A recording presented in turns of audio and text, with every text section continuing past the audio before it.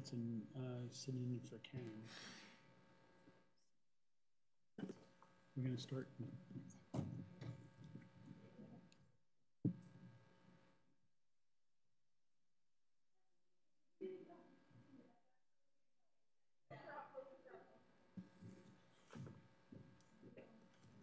Did you need glasses for? No, Julia and I about Korea.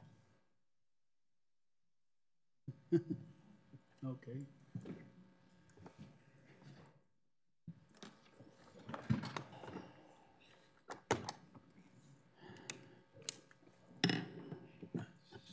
So, Karen, got a pitch hitter or something? Yeah, Karen is off this week. It's spring break. Oh, spring break. Oh, for us, She has that's little great. kids.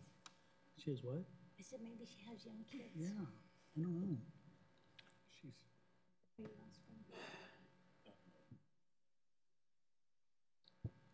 break. Call the meeting of the Planning Commission to order this April 3rd, 2019. If staff could call roll, please.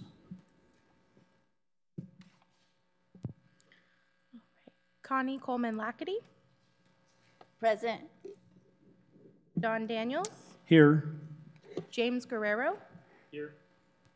Nancy Hudson Eccles, she is excused out of town, Ryan Pearson, Here. Paul Wagaman, excused, and Christopher Weber, Here. and Mr. Michael Brandstetter. He's here. He's down there. Great. Any changes to our agenda tonight? No, Mr. Chair. Thank you. Mr. Chair, you skipped over minutes. Oh, yeah, I know. I'm just trying to make sure that you guys are on your toes. Okay. Thank you for that notice. Before us, we have the minutes of March 20th, 2019. Looking for a motion. I move that we approve the minutes. Mr. Guerrero first, I'll second. Mr. Weber second. Any discussion or changes to the agenda of March 20th? Hearing or seeing none at this time. All those in favor by saying aye. Aye. Opposed? Hearing none, the minutes passed as written. Thank you. Now, any changes to our agenda? Just to inform the commission that Karen Devereaux is not present this evening, and we have Associate Planner Andrea Bell, who is doing the minutes. So Andrea is, of course, to my left, and to my right is Tiffany Spear, who will be making the presentation this evening. Thank you. Now, at this time, we'll open up to public comment. Anyone wishing to speak at this time on any subject or willing and able, they could come up to the podium and speak to the fellow commissioners and myself. So we'll open up public comment at this time. Nothing from Glenn tonight? Ma'am, anything? Seeing or hearing no one, and no one has signed up, we'll close the public comment at this time. No unfinished business, and there is not a public hearing tonight. So we'll move right to number 8. Under new business, 2019 Comprehensive Plan Amendments, docket discussion. Ms. Tiffany.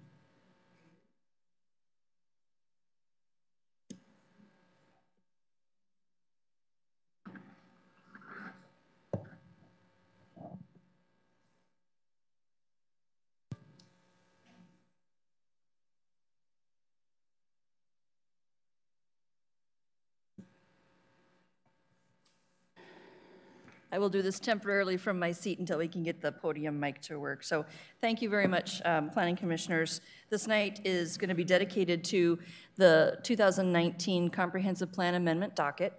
This is something that you actually looked at several months ago and then forwarded the list itself to the council. The council then approved a docket, and it's slightly different than what they approved from what you had approved. They added several items. And then since that was approved by City Council, the staff has been going through and analyzing the amendments, and we actually ended up combining several. So rather than the 13 amendments that the City Council approved, we're now looking at 10 amendments in this package. because we had some slight technical difficulties because Karen's out of town, we also have in front of you tonight the hard copy of the packet, so I'm going to be referring to that.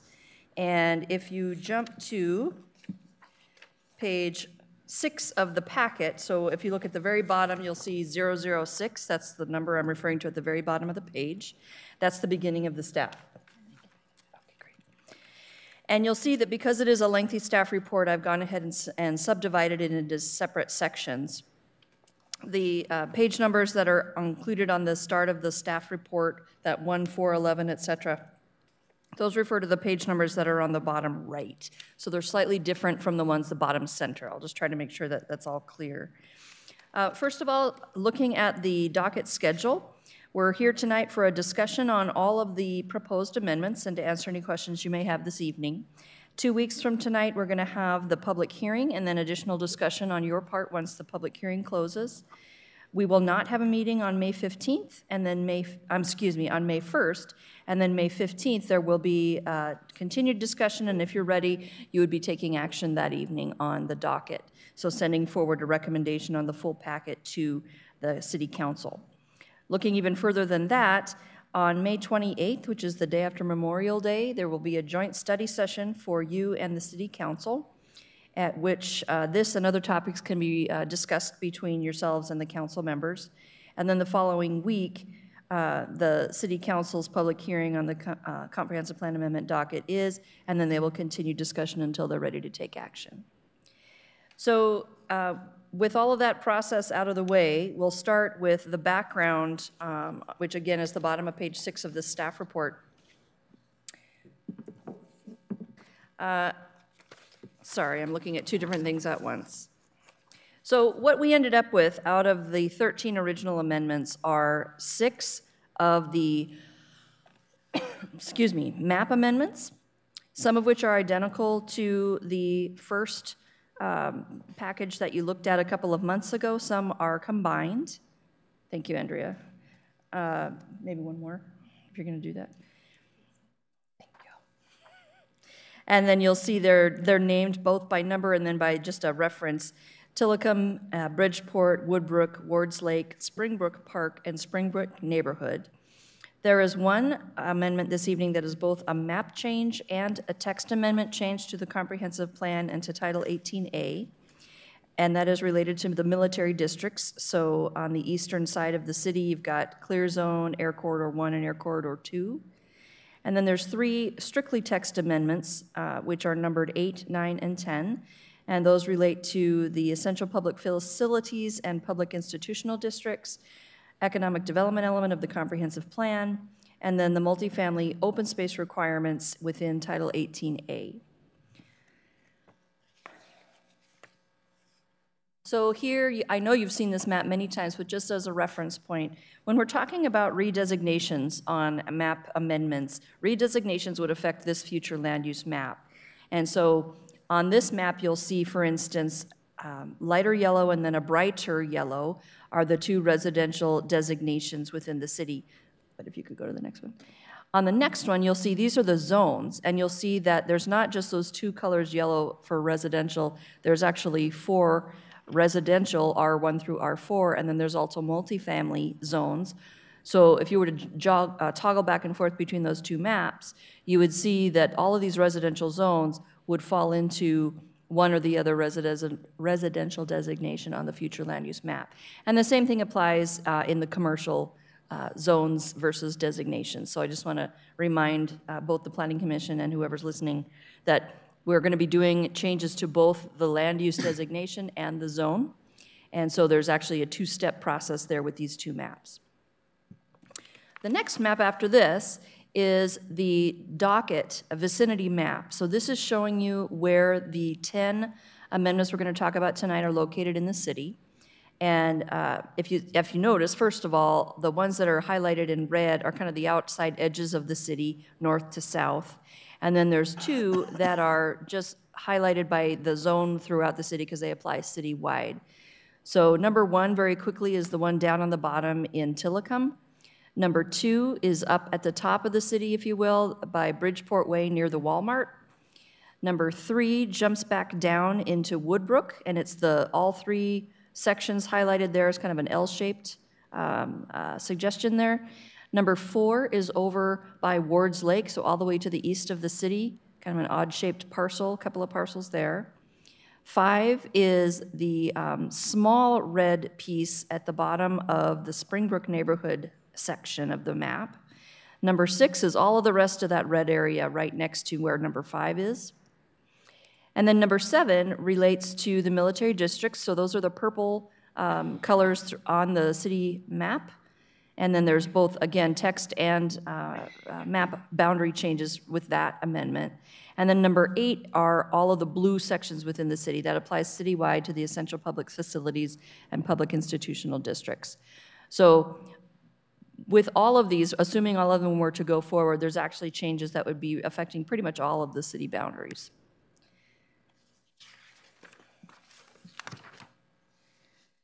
So again, going to the portions of the staff report, and we'll go into this in more detail, but just a high-level discussion. There's the background information, there's the submitted amendments, and we really didn't spend any time in the staff report on these because they were reorganized, but it's a list of all of the 13 that were accepted and approved by the council for analysis. Part 3 is the analysis of the reorganized amendments, so talking in more detail about them, looking at the environmental review. And then starting on page 112 of the staff report, you'll see a summary of the staff recommendations we're going to go over with you tonight.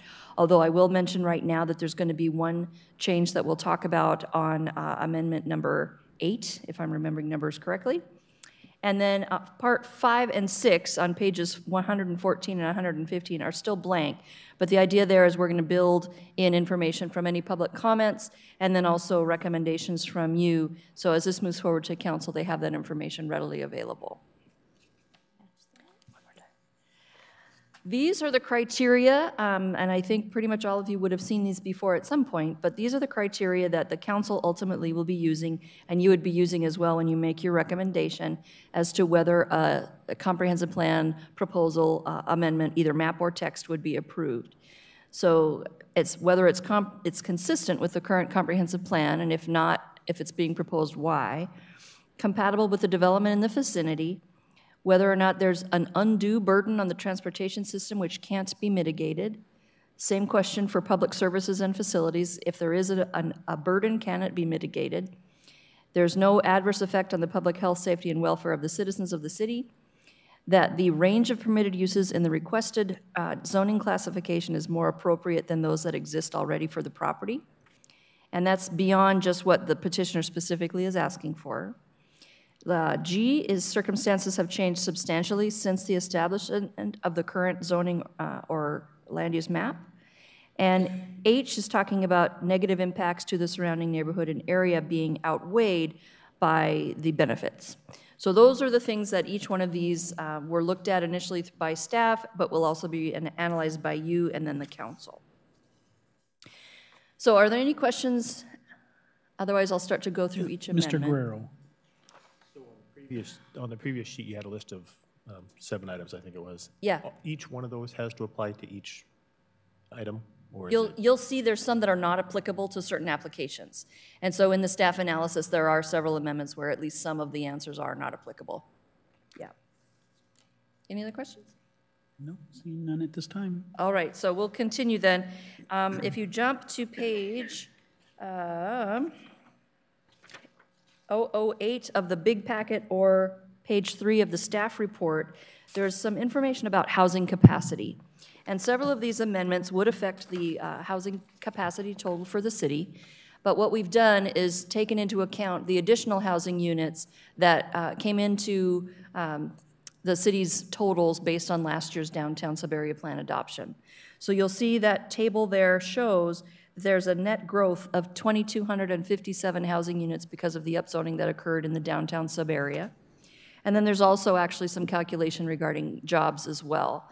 So as we move forward through the relevant amendments, you'll also see some math related to whether there's a loss because of a rezone out of a residential to something else. How does that compare to the totals that are assumed within the downtown plan? Mr. Buer. Just a little more historical information on that.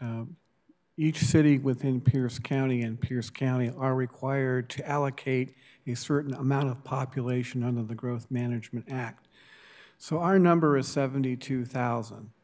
So if we're taking away potential housing possibilities, we have to analyze that and say if we're taking it away, are we still able to meet our goal of 72,000 people plus housing? This gets monitored by the Department of Commerce, as well as the Puget Sound Regional Council, and it's part of our certification process, and so that's why we go through this. And I just wanted to point that out. It becomes important that we make sure that the numbers add up correctly. We don't find ourselves on a ledger situation where we're actually reducing the potential for housing affordability or housing units. That's it. Good, thank you. No other questions? All right. Sorry for being too No short problem. here.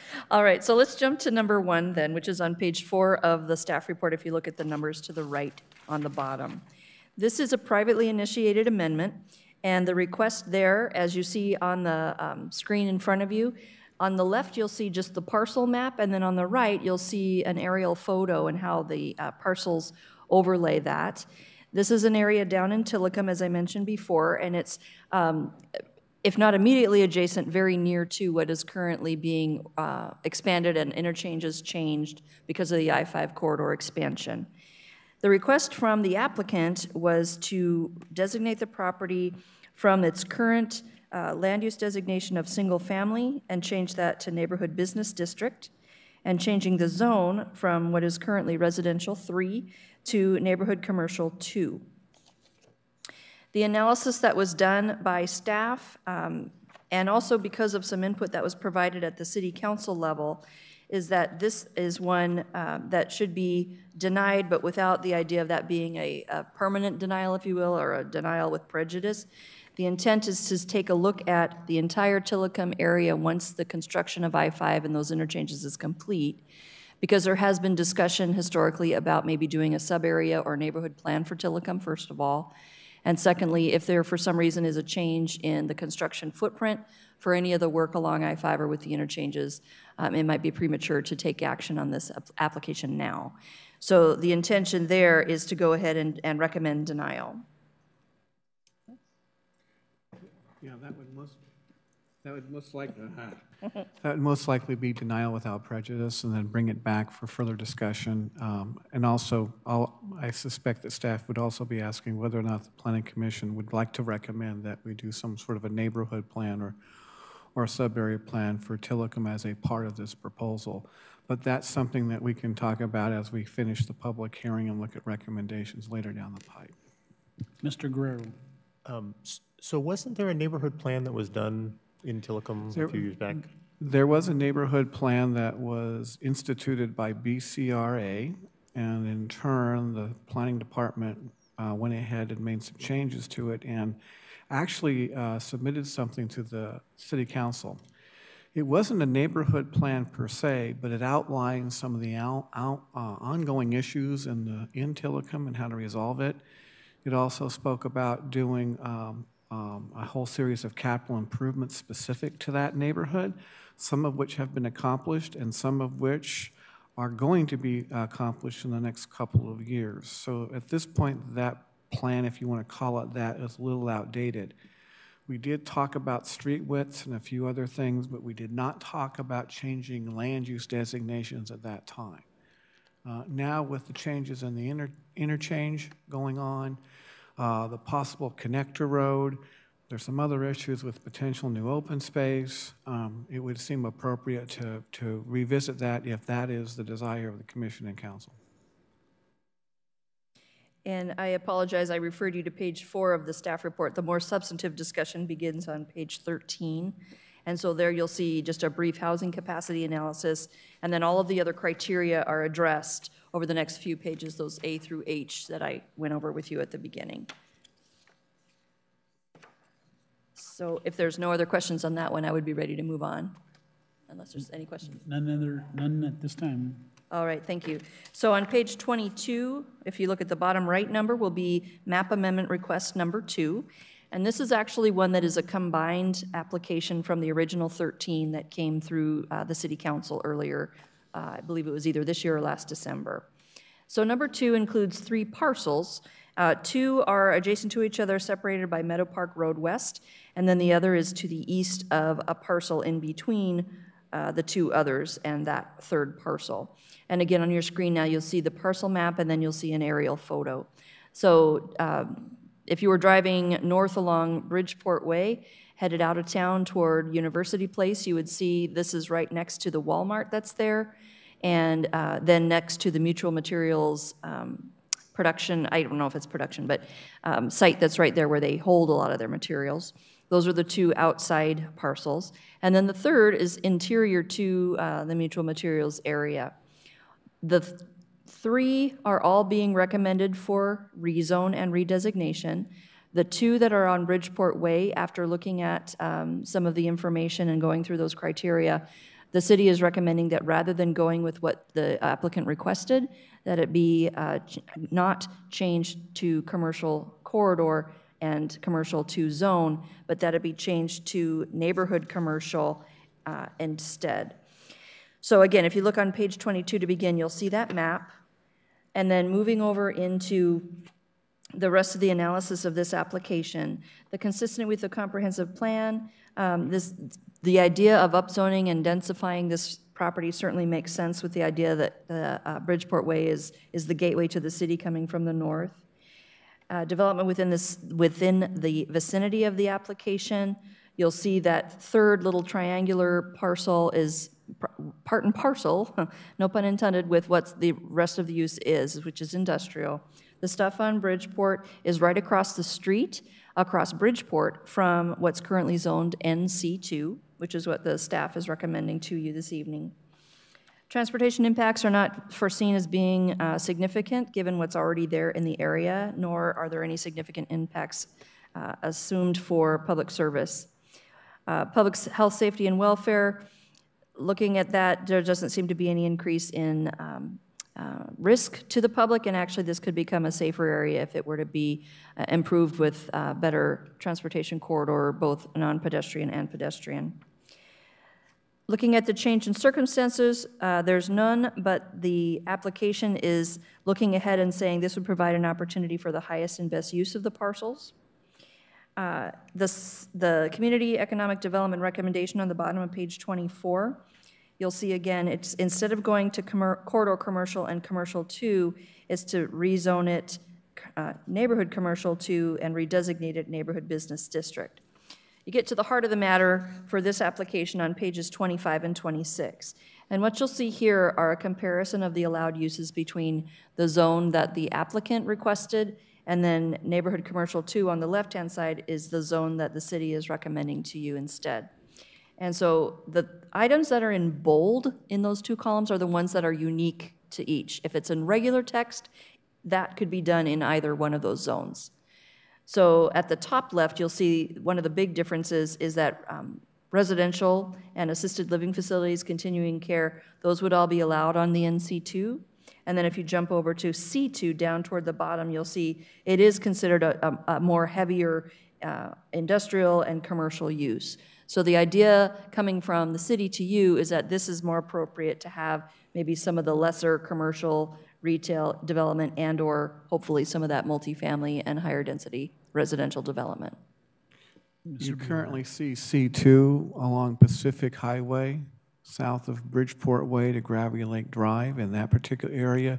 And you'll notice if you go through that area, you'll see many more semi-industrial and service commercial uses that, in our opinion, would be inappropriate in this part of the city of Lakewood. So that's why NC2 would be a better choice, but again, we'll have further discussion on that as we go through the amendment process. Okay. Any questions, commissioners? Nope. Okay. So jumping to 2019-03, this is another proposal before you tonight that combines actually 3 different applications from the earlier package. So on the left-hand side, you'll see the parcel map, and there's a number of parcels involved, but it's along down in Woodbrook, the Murray Road South, and then 146th Street Southwest. And it's unfortunate Mr. Wagaman's not here tonight because this is the one that has his parcel of interest. The Clover Park School District has a parcel along Murray Road that is being proposed for rezoning and redesignation. One reason that this is all being considered at once is the change is all the same for all of these parcels, whether they're a city or a school district or a private application to begin with. All of these parcels are being proposed to get redesignated as industrial, and the zoning change to industrial business park. And the staff is recommending to you that all of these be approved as a single application. All of these do change to industrial business park, which is consistent with so much of the development in this area in recent years. The housing capacity analysis on this one is on page 28. And this is where there's a little bit more explanation because there are a number of residential parcels affected. So at the top, you'll see that Lakewood has an assigned population allocation, which turns into 34,284 units total by 2030. And so that translates into about 8,400 more units are needed between the year 2008 and the year 2030. So by doing this analysis, by looking at how this changes, if you jump down to the second to last paragraph on page 28, because of the downtown sub-area plan's 2,257 additional units, there is a net increase of 1,807 units that we can, quote, play with. Those are the additional units that came out of the downtown plan. A paragraph above that, you'll see if this area were built out under the current land use designations, the maximum housing count would be 291. So if this were to go forward and all of these parcels were to get rezoned as IBP, you would lose 291 units. But then you do the math and you see against the 1,807, you're still coming out ahead. The other thing I would point out is generally nobody builds to the maximum density requirement. There's always less than that for a variety of reasons, but we use that number for this analysis. Great. On the next couple of pages, you'll see a number of sections within the comprehensive plan. These are not proposed amendments. These are goals and policies and strategies that all support the idea of doing this amendment, 2019-03. And at the end, you'll see on page 31, this is recommended for approval as presented to you this evening.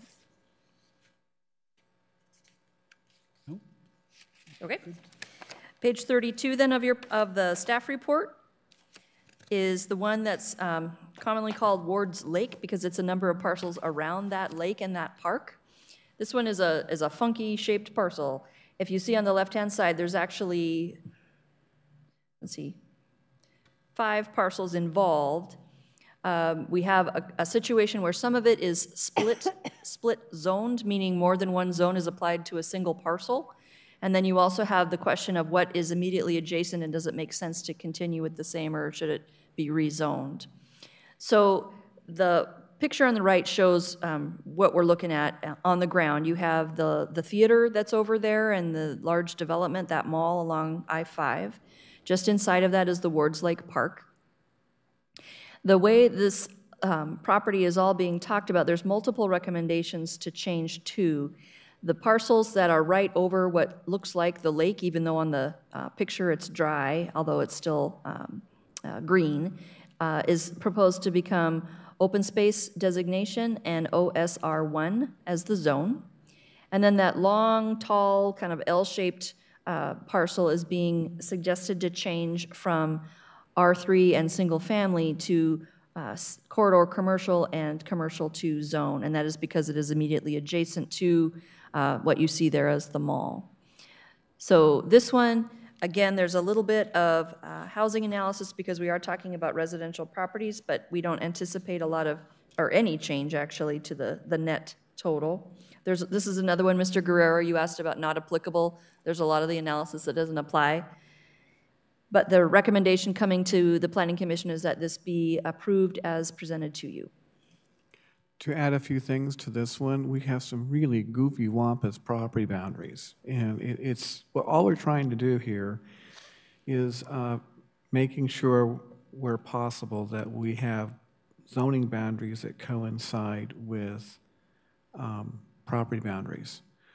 But when you start taking a look at existing uses underlying all this, in some ways it just doesn't make sense either, because you do have parts of properties that are predominantly wetlands that have significant critical areas, and yet we're showing them as commercial. And so I suspect that when we get into this, there may be some differences of opinion from the commission on how to approach this. We do have split parcels elsewhere in the city of Lakewood in open space zones, but this is one where we'll be asking some direction from the Planning Commission. Okay. Hearing or seeing none, we Okay. can move right along. All right. Application number 5 is one more map amendment. This is related to the expansion or the intended expansion of Springbrook Park. So there's 3 parcels in question along the corner of 127th Street Southwest and 47th Avenue Southwest. And 2 of these parcels have already been purchased by the city. The third is still pending. But they are intended to be added to the existing Springbrook Park. Looking on page 35 of your staff report, you'll see there's a brief housing capacity analysis. 3 single-family residences would be lost, but that, again, is not a big number, obviously, in the scheme of things. There is information there for you from the parks plan, the legacy plan for city, about plans for the park itself and what's proposed or hoped for future improvements there. Discussion about compatibility, it's right next to the park, and so the intention is to incorporate it into that. And then if you look at the recommendation on the bottom of page 36, it is to approve this as submitted to you. Any questions on this map amendment? Hearing or seeing none, we'll go. Okay. One more that is strictly a map amendment then is 2019-6, and this is a large one, and this is one that came from the city council itself after you had seen the docket earlier or late last year. And this is one where, rather than going through those criteria and giving the analysis on that basis, because it was a rather complex one, we ended up doing a different type of analysis for you starting on page 37. So again, you see maps. So on the left-hand side is the parcel map. You'll see there's several different types of existing zoning and designation. The proposal is to zone all of that area, which is a significant part of the Springbrook neighborhood, as industrial and industrial business park. On the right-hand side, you'll see what this looks like on the ground right now. And then starting on page 38, you'll see the discussion of housing capacity. So this one, again, there's mention at the start of it of the existing need for 8380 units between 2008 and 2030 for the city's target. The first estimated loss of units based on the fact that this is very environmentally constrained property is about 333 housing units. And so whether that would remain the same on those lots and or whether parts that are currently undeveloped would develop at higher densities, the maximum that's been talked about for this area as a potential loss is 1,150 units. Remember, there's 1,807 that were, quote, free coming from the Downtown Sub-Area Plan. Couple that with the 291 from that other amendment, assuming it were to go forward, and the 3 from the one we just talked about, we still come out ahead if all of this were to go forward and you would lose these potential residential lots. But from there, it gets even more complicated, and I'm going to actually ask Mr. Buer to help walk us through this part, starting on page 39 and moving forward. Okay. At the bottom of page 39, you have a table. And that table references the map on the next page on page 40. And you have all these different colors. Basically what this is saying is this area is environmentally constrained from a number of things, from wetlands to potential oak grasses, thereby having oak woodlands, floodplain, and floodway. And when you put them all together, it would give you the impression that the existing development is non-conforming in many ways, and that if the city were proposing to do industrial development, it too would be non-conforming. So a lot of time was spent on actually doing an analysis on this. And one of the things that we did was started taking a look at the historical flood analysis that's occurred in this region over the past 150 years. So a lot of research was looked at and hydrographic studies were taken into account. And I'm going to try to summarize this. If you go to page 41, here's the real clue. On page 41, you'll see the floodway. You have a floodplain and a floodway, and there's a graphic above that which shows the difference. The floodway is a part of the stream channel, and generally speaking, it follows the creek or the river. And then beyond that, you have the floodway, the floodplain, which would be on the fringe, if you will. Okay. But that's not what's happening here.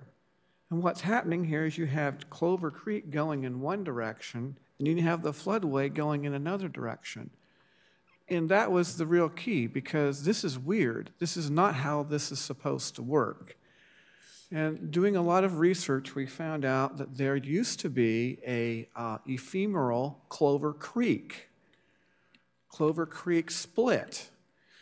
Some of the water went to Clover Creek per se, and then into Lake Steilacoom, and then this ephemeral stream,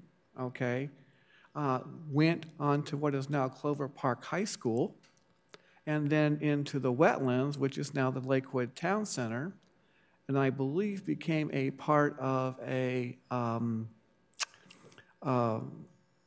aquifer, a stepped-up aquifer, I can't think of the term, that then also goes into Ponce de Leon Creek, that then also goes into Lake Steilacoom. But what's happened is major sections of the Clover Creek have been rechanneled over the last 150 years. In fact, the part of Clover Creek that goes through Lakewood was somewhat rechanneled, I believe, in the 1850s. And so that's not the real channel of Clover Creek. It used to be somewhere else. In the meantime, upstream, also Clover Creek has been rechanneled. And to make it even more complicated, they put these great big tunnels underneath McCord Field that takes the water from Parkland Spanaway and brings it into Lakewood. But the pipes aren't big enough to take the total flow. So it acts as a bit of a dam, so an area doesn't flood. And so for all practical purposes, the ephemeral creek is gone and is not coming back. And that these weirs underneath the dam, underneath the airfield, are slowing down the water. So if anything, you'll see more backup, if you want to call it that, in the Parkland Spanaway area, and less of a flooding issue in the city of Lakewood. So what this goes back to is that the floodplain maps are wrong.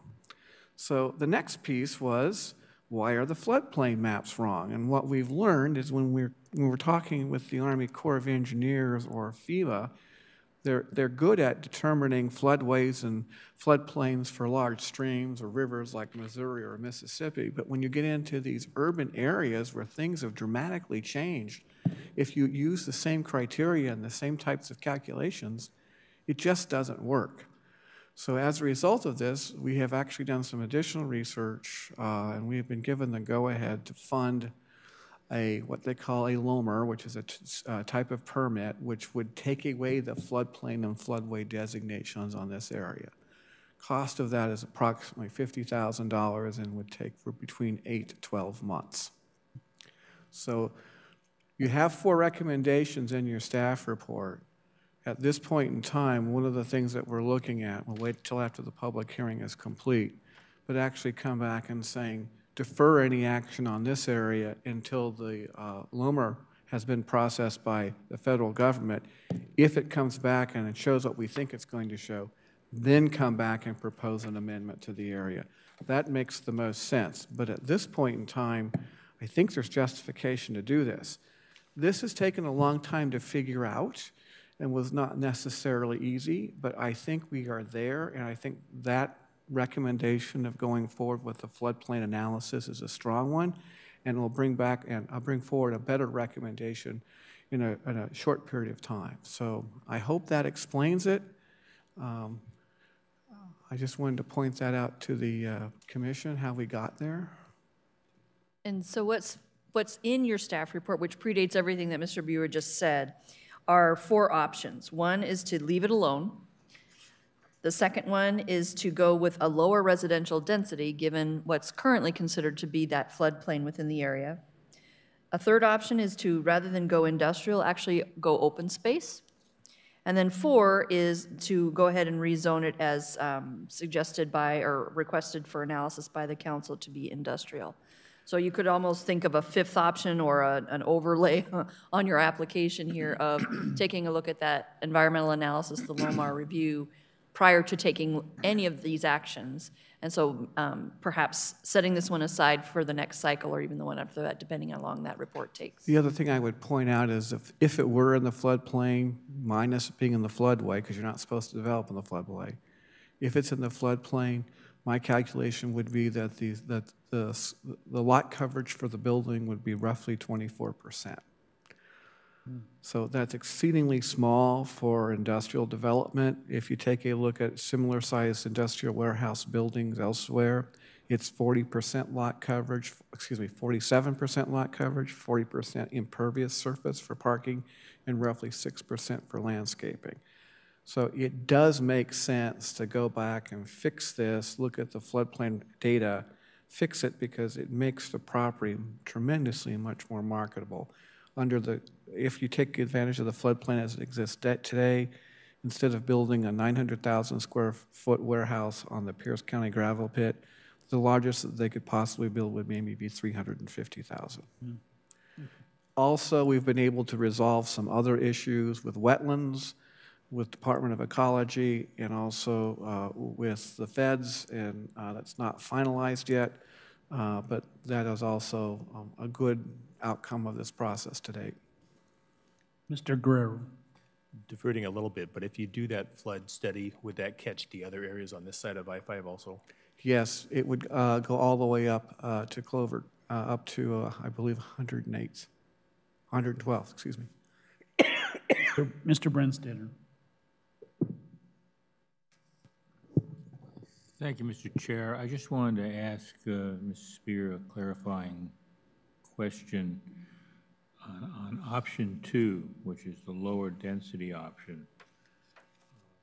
And it says reduce current residential densities, prohibit mixed-use residential development. And is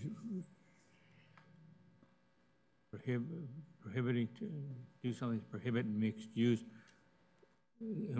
that's what you meant to say rather than multifamily, because it's currently zoned, much of it for Multifamily too. Well, parts of... And some of it's in multifamily and some of it's transit-oriented to do that. And so does that option only apply in the transit-oriented existing zone where mixed use is done, but not in the multifamily zone, or how would that work? No, Mr. Brandstetter, what's being suggested here is that all of the residential densities be lowered to a point where there is no mixed use with residential in it anymore. There's no commercial in it. It's nothing but lower density residential. So whatever the zone is right now, if it includes mixed use, if it includes the higher density that probably wouldn't be achievable or defensible against environmental constraints, all of those would be brought down to where it could be based on the environmental constraints of the property.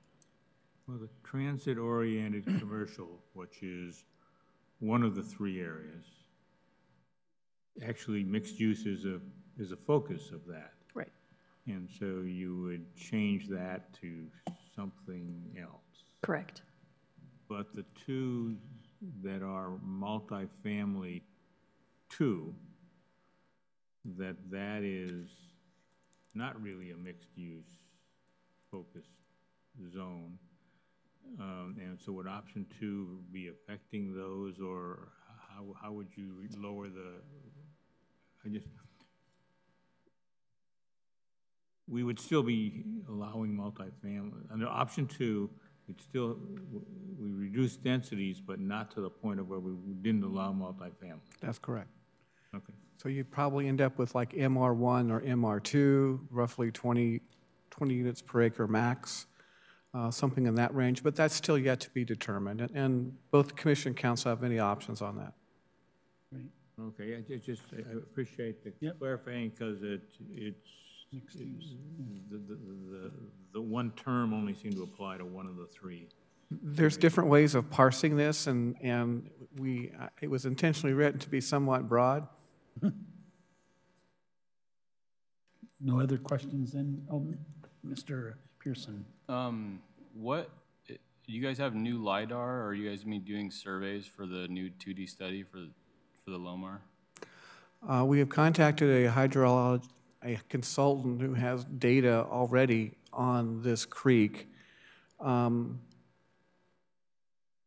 There will be additional surveys performed. Good. Thank you.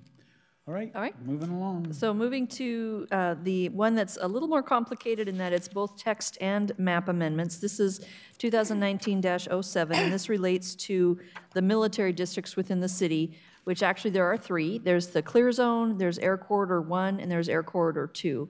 So this is just basically a vicinity map. It shows you all three on the eastern edge there. The area in white at the bottom is the actual clear zone itself, and then the lighter purple on either side of it are the areas there where it's within the city boundaries, but it's not within the clear zone for the flight path. Then you'll see three different maps to follow here, both the parcel map and then the actual physical on the ground. These are areas along the edges of the AC1 and AC2 where it's being recommended that because there was a 2015 Air Force instruction, which gave some updated information about what are safe uses near any one of the clear zone or the APZ zone 1 or 2, accident potential zone. And not to confuse you, but there's clear zone, which is used by both the city and the Air Force. There's accident potential zone 1 and 2, which is used by the Air Force. And then there's Air Corridor 1 and Air Corridor 2, which are the zones in the city. So what we're trying to do is actually bring the city's zoning boundaries closer to what the Air Force defines APZ1, APZ2, and CZ to be. So that's why we've got some of these parcels that are right now split based on where they're located in relation to the boundaries for the clear zone or APZ1 or 2.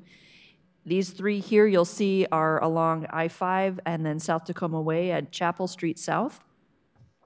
All three of these are, the buildings are actually split, not just the parcel, between two different zones.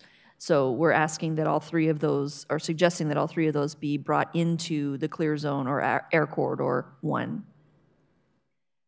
And a little bit more information, the South Sound Military Communities Partnership staff has had meetings with the property owners in this area, informing them that there are likely to be changes in land use patterns in the future. In addition, both the city and Pierce County have been in the process of acquiring lands in this area, and we have been active at the state legislature to request additional funds for land acquisition. So this is part of a long-term plan to fix clear zone issues, but also an attempt on the city's part to try to align these property lines better with clear zone boundaries where appropriate. If you jump to page 48 of your staff report, there's another number of parcels. This is on the other side of the AC1, AC2 area map. So this is over by 512, 104th Street Court South, and Steel Street. You'll see, again, a number of parcels that have been drawn the line right down the middle. That is the boundary between Air Corridor 1 in this case and Industrial 1 to the outside. The recommendation here is to bring all of these parcels into Air Corridor 1. And then this is the final map showing, again, another part. This is actually very close to the earlier amendment section that we were talking about at Ward's Lake. These parcels are up at the upper end of Air Corridor 2, and then some are down in Air Corridor 1. And you'll see, once again, you've got 6 parcels in this case that are split by the boundary of Air Corridor 1 and 2 versus R3 in this case, and then Commercial 2 down by Front Street. So again, this is a recommendation to bring the entirety of these 6 parcels into Air Corridor 1 or 2 as appropriate. the text, oh, I'm sorry, can you go back?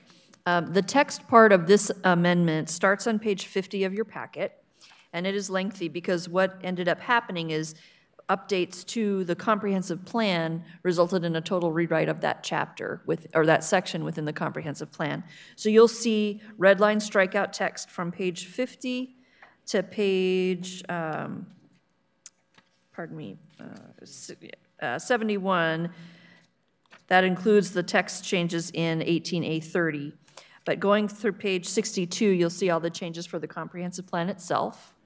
And much of this is updating what's happened in the last 5 years, any development activity that may have occurred, the most recent economic study for the impact of the presence of JBLM, for instance, those types of things. Starting on page 62, in the middle of the page, you'll see references to 18A Chapter 30, and this is related to the military zoning districts within the city. And again, you'll see red line strikeout changes. The changes to the allowed uses, which begin on page 63, you'll see both additions and deletions of what's allowed in the clear zone or Air Corridor 1 or Air Corridor 2. And this is, again, based on that Air Force instruction that was published in December of 2015. All of these property owners within this area have been notified. I've gotten a number of questions from that over the last couple of weeks, and most of them are actually reacting in a positive way because there are additions to some of the things that are allowed in Air Corridor 1 and 2. But the way this comes down on page 72 as a recommendation is to approve this as presented to you. Mr. Guerrero. Sorry, I keep bringing up questions, but so in this case, we have a zone that runs right through the middle of properties, and you're saying go ahead and put them all under the air corridor. But some of the developments, in this case, it almost seems like the owners maybe should have the option of keeping the zone where it is if it makes sense to hold the line with the air corridor as it relates to JBLM's line. So, for example, the northernmost one on page 48 looks like it's an apartment complex. I'm reading the picture correctly. And although that wouldn't have been allowed in industrial anyways, I guess it's a non-conforming use anyway, so I guess I'm curious about the jagged line that's going to be created when we seem to be trying to kind of clean up the lines. It has always been an issue. I will tell you that if we just follow the lines that are true to what JBLM has requested as a part of their ACU's report, it crosses all kinds of properties. And one way of addressing it is just to basically say if it's partially in, it's entirely in.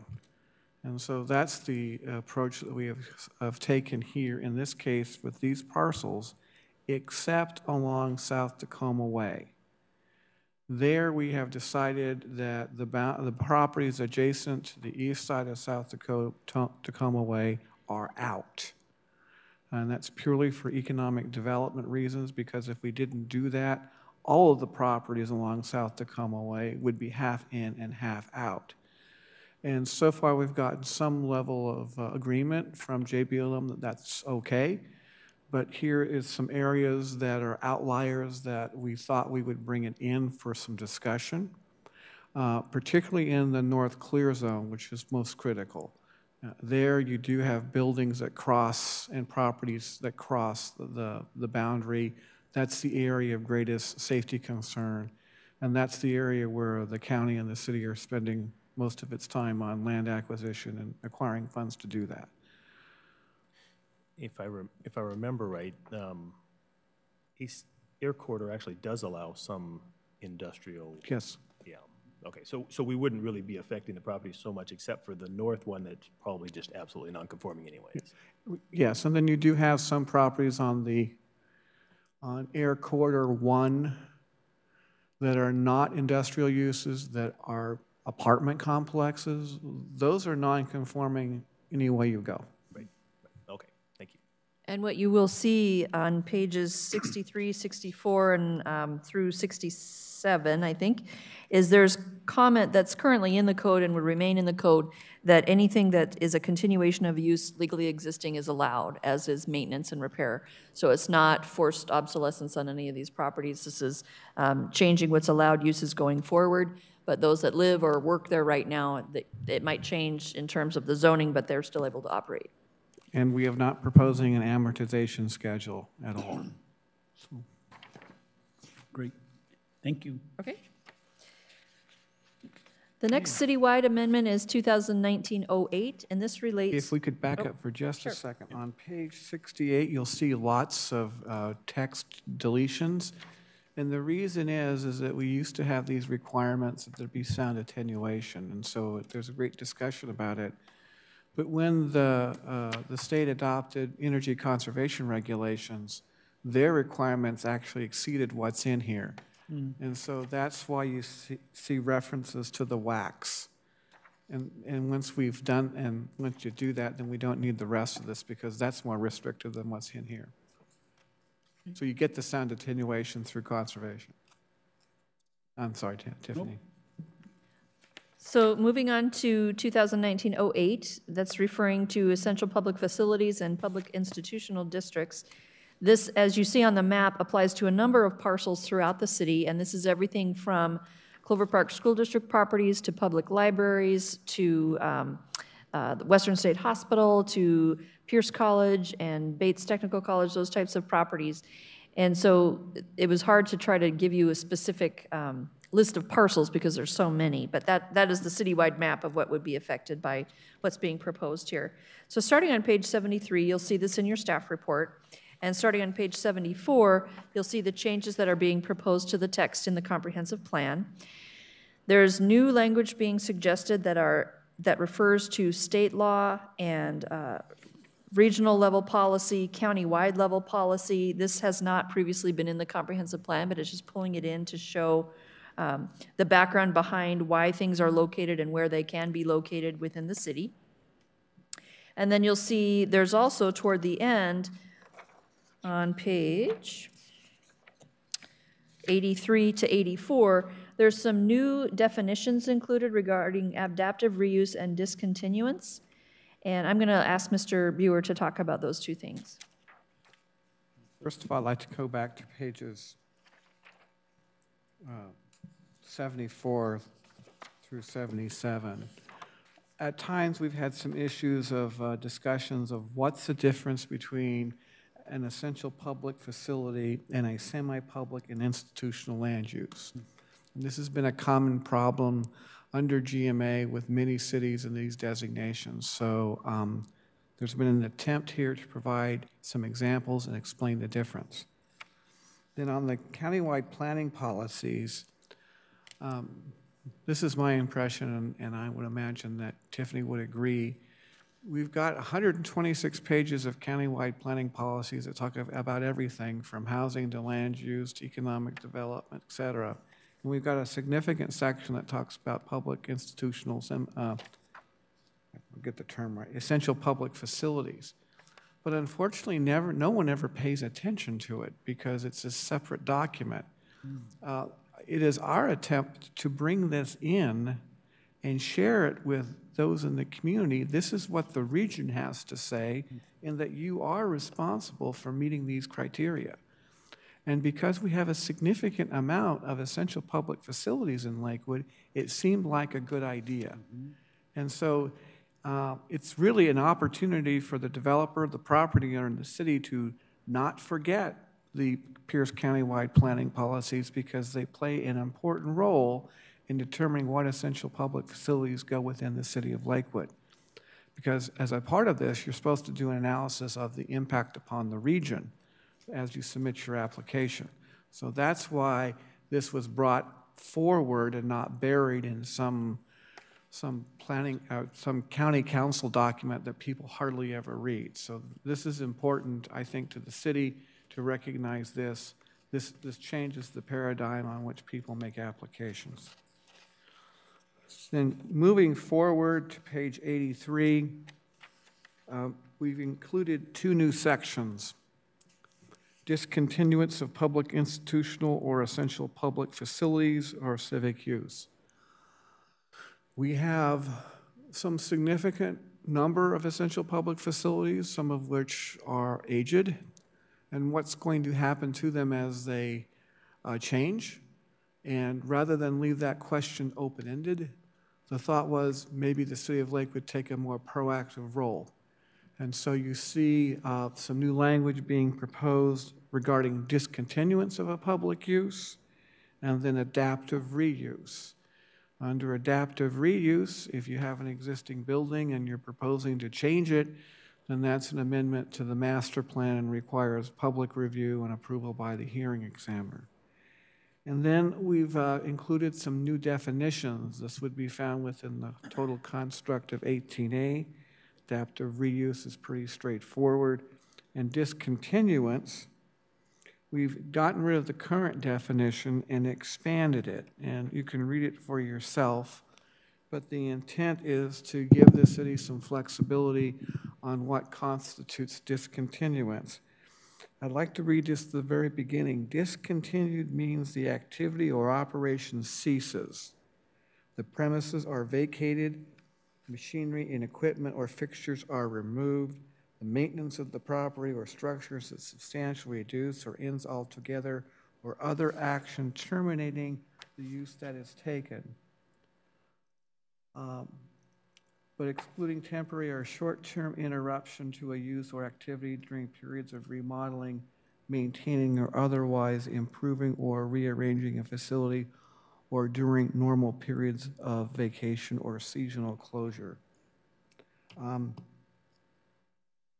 A good example of why this is thought to be a good idea now is historically, and this was before my time with the city, but it's at Lakewood Middle School. Is that the name of it? Yes, Lakewood Middle School, that was in the Air Corridor 2.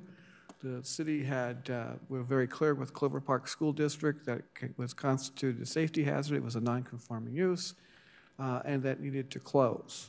So when they finally got around to doing it, the city was very clear about saying it needs to be removed. And so we've had a past practice for some extended period of time on this. The other piece that I wanted to point out that under G of discontinuance of use has been discontinued for a period of 6 or more months. So that's the time frame, and that gives the city a little flexibility on what constitutes a discontinuance by using the words in that manner. So this is a significant change, but it also is something that is relevant to past practice. Okay. Moving on to number 9 then is a rewrite of the economic development plan, or element, excuse me, of the comprehensive plan. And this began as a data update, demographics and other statistical information for the city. And because it was so reorganized, we ended up just totally rewriting the chapter. And so that's what you see here, starting on page 85 and going through page 107 is just the new version of the economic development element of the comprehensive plan. So this includes goals, strategies, policies, information about the residences and businesses in the city, talks about Joint Base Lewis-McChord and its economic impact on our city. And so I won't go through it in detail, but some of it is similar to what you've seen in the element up to this point. Some of it is an update. So we would provide this recommendation to you as to approve it as presented to you this evening. Hearing or seeing nothing, All right. continue on. So we'll go to the final one then, which is on page 109 of your packet, or of your staff report, excuse me. And this is specifically a request that was made by the City Council after the downtown sub-area plan came to them. If you remember, in the downtown plan, there was an increase in the required open space for multifamily development. And we had at least one, if not more, City Council members interested in having this expanded to other multifamily areas throughout the city. So that's what's proposed, and you see that starting on page 109, amendments to 18A.50.231. And so it's upping the requirement there. And otherwise, on page 110 and 111, you'll see the rest of the analysis.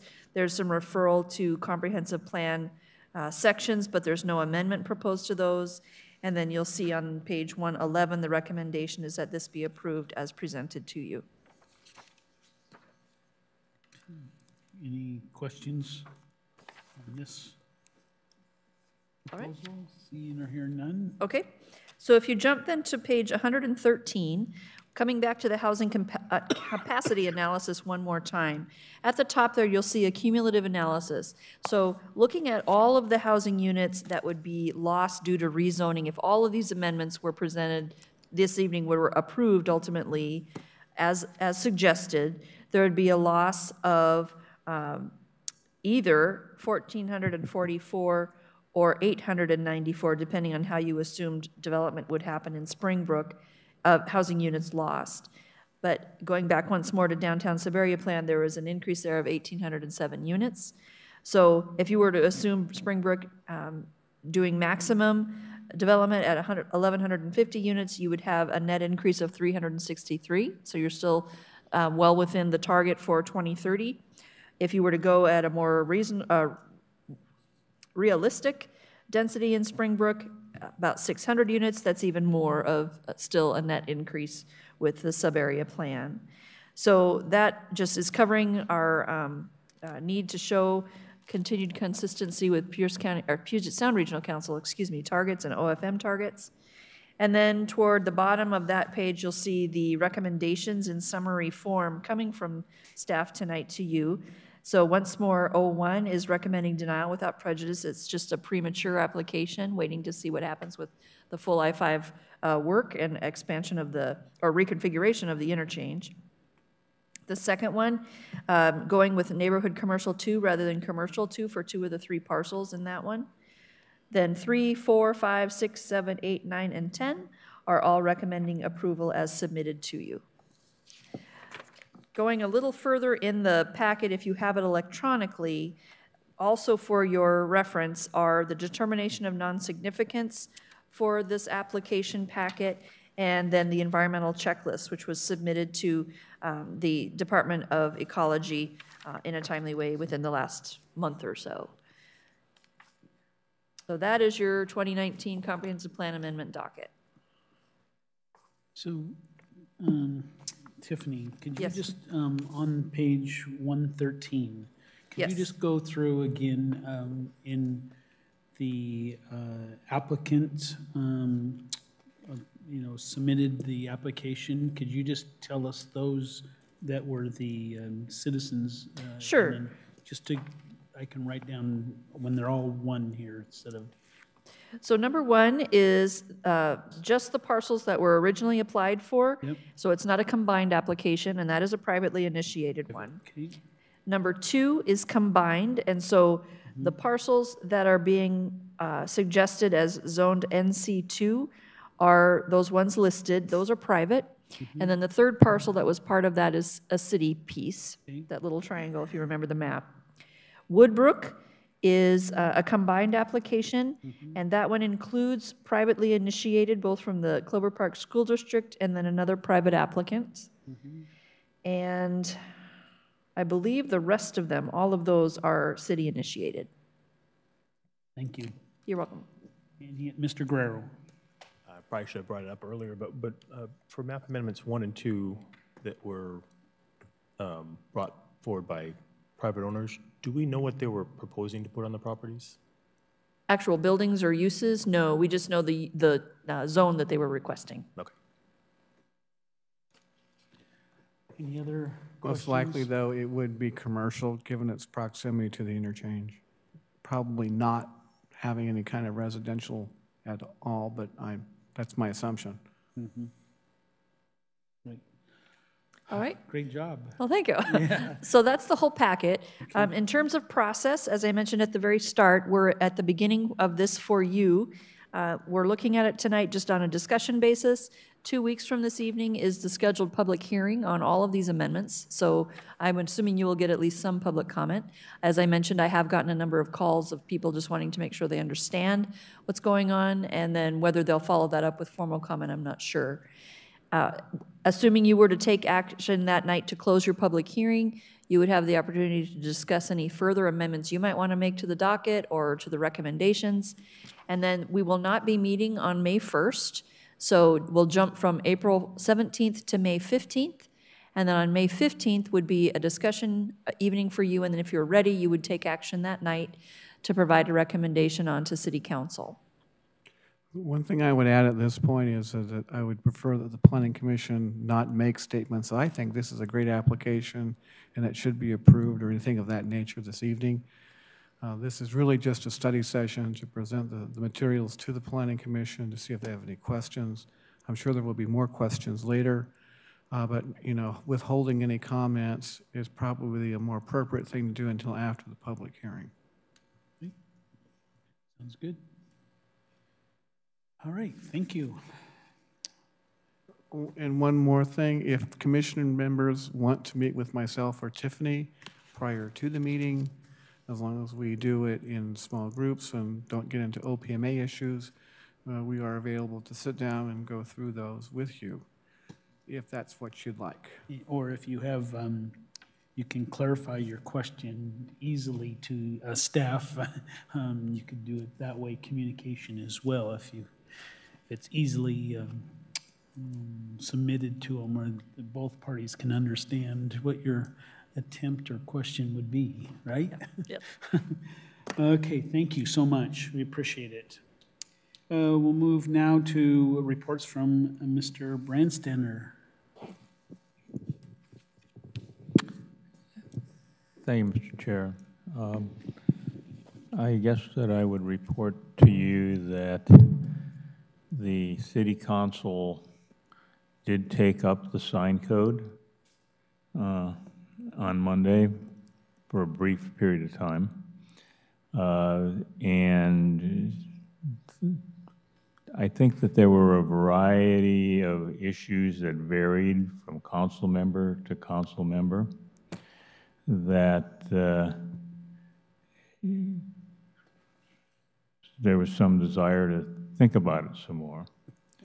So we, rather than adopt the changes to the sign code, we push forward our consideration of that essentially for a month to the first meeting in May. That was going to allow staff to help some individual council members with deciding whether there are some changes that they would want to propose or not. So, you know, I think that there's an intention to definitively do something in May and do that. It was just that there were some areas that folks, I think, weren't sure that they were totally on board with how it was worded this time, but they weren't totally sure how they wanted to reword it. And the intent is that we within 30 days we can work through that, to be able to go through and do that.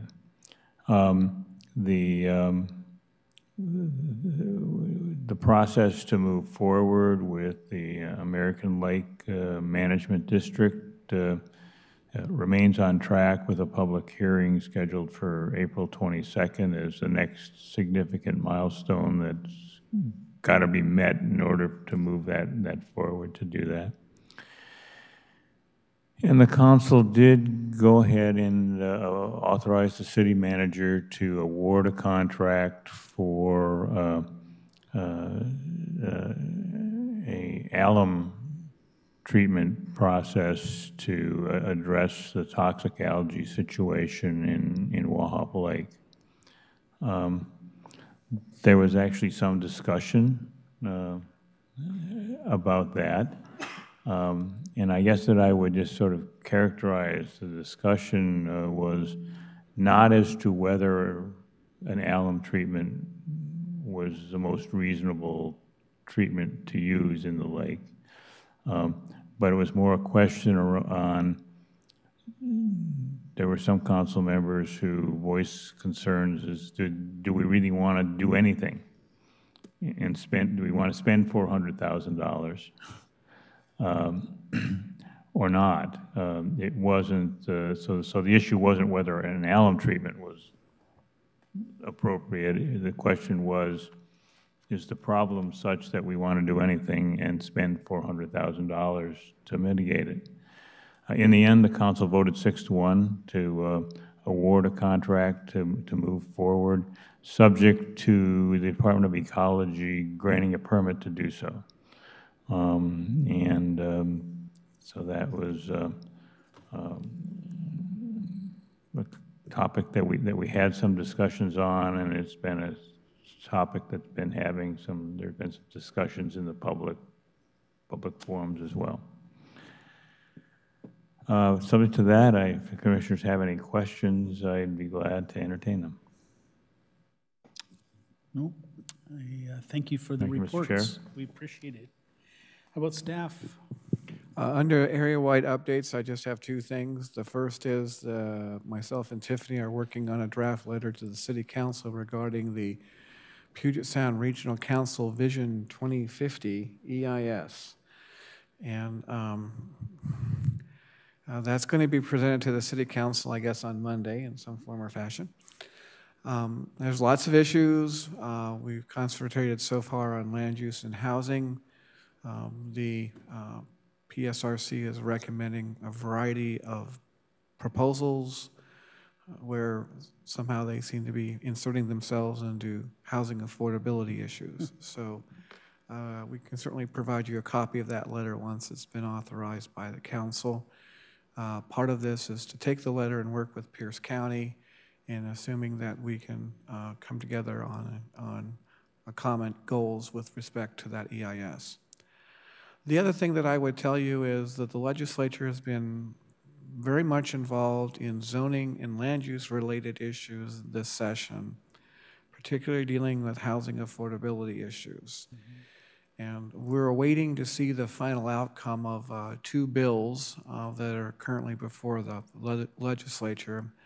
And if they are approved by the governor, we're looking at potentially some amendments to our zoning and land use regulations at a future date. Many of the things that the legislature is proposing, the city of Lakewood already does, so I'm hoping that it's not that significant. We will most likely be addressing some issues with parking for accessory dwelling units, which I don't think is going to be a big issue. And then the other one is also minor, forgot the topic, but it's probably going to get fed into the 18A update that's coming back to the commission once we finish the comprehensive plan amendments. But anyway, we have a lot of conversations with our lobbyists on the subject. It's almost daily, takes a lot of my time, but I think hopefully it's working out well for the city of Lakewood. And I'll also tell you this that you may not be aware, but Lakewood has very strong partnerships with Habitat for Humanity, Pierce County Housing Authority, Tacoma Housing Authority, Pierce County Human Services, and the city of Tacoma through its HUD programs, which is very unique. We seem to be very informed and work well on regional housing issues, which is something other cities do not do. And I will tell you too that I spend about 50% or more of my time on housing topics, particularly with the rental housing program right now. So I think the city of Lakewood's a little bit ahead of the curve on dealing with some of these issues, and you'll hear more about this in future meetings. Good. Okay, any other reports from fellow commissioners? Hearing or seeing none at this time, we'll call the meeting adjourned. Thank you for everyone coming.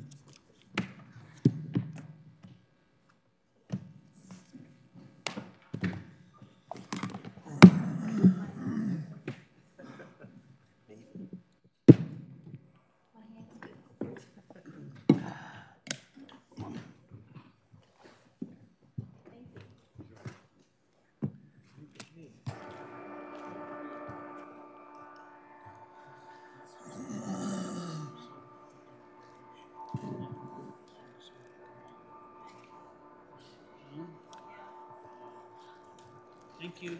Have a great night. Thank you so much. And thank you for sending me that link. So, you know what, I was thinking about it today when you sent that message. Oh, she was on my list.